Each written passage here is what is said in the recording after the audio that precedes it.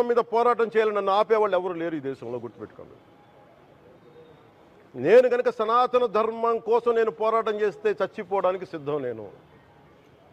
కానీ నేను అక్కడి దాకా తీసుకెళ్ళిన విషయాలు దానికి నిదర్శనమే రాముల వారి విగ్రహం శిరిచ్ఛేదం జరిగినప్పుడు ఒక్క మాట మాట్లాడకుండా చెప్పి కూర్చున్నాను.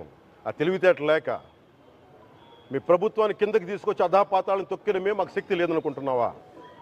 ఉండవనుకుంటున్నావా? కానీ మేము సమాజాన్ని కలిపి ఉంచాలని వ్యక్తులం తప్ప విడగొట్టాలని వ్యక్తులం కాదు. మేము గుర్తుపెట్టుకోండి. అలాగే ఈరోజు నుంచి ప్రజలందరికీ కూడా చెప్తున్నా, ఎవరు అన్ని మతాలని మేము గౌరవించేది ఈ నేల ఒక జనసేన పార్టీ అని కాదు, తెలుగుదేశం పార్టీ అని కాదు. మీరు ఏ పార్టీలకు సంబంధించిన వైసీపీలో ఉన్న హిందువులందరూ ఏం చేస్తున్నారు? మీరందరూ పోటీ పడ్డారు కదా తిరుమలకి వెళ్ళడానికి. మీరు మర్చిపోయారు, ఇందులో ఈ పాపం మీకు కూడా వస్తుంది, ఈ పాపం మీకు కూడా తగులుద్ది.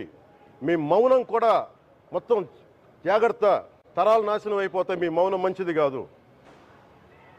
ఇది ఒక వెంకటేశ్వరుడికి జరిగింది కాదు, భగవంతుడికి, నిరాకారుడు, ఆయనకి ఇవేం పట్టవు.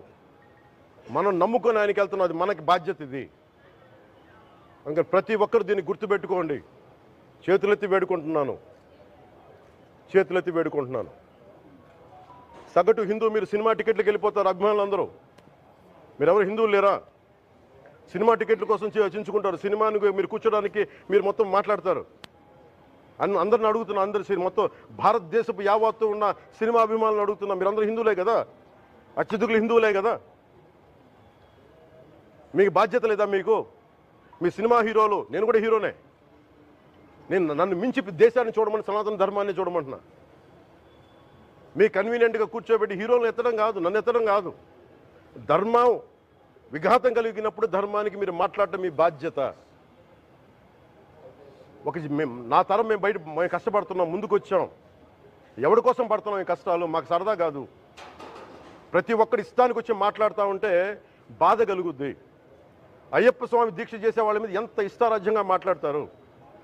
ఇదే మీరు ఎవరన్నా సరే ఇస్లాం మీద మీరు గొంతు ఎత్తగలరా?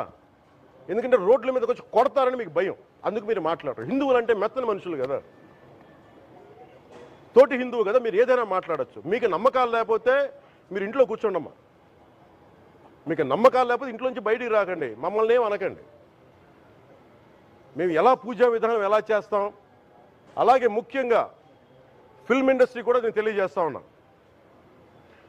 దీని మీద మీరు మాట్లాడితే మద్దతుగా మాట్లాడండి, లేదంటే మౌనంగా కూర్చోండి. అంతేగాని మీ మాధ్యమాల ద్వారా అపహాస్యం చేస్తే మటుకు ప్రజలు మిమ్మల్ని ఎవరు క్షమించరు. ఎందుకంటే చాలా డీప్ పెయిన్ ఇది. మీరు లడ్డు మీద జోక్లు వేస్తున్నారు. నేను ఒక సినిమా ఫంక్షన్లో కూడా చూశాను, laddu is a sensitive issue అని. Don't you ever say that. Don't you ever dare to say that, please.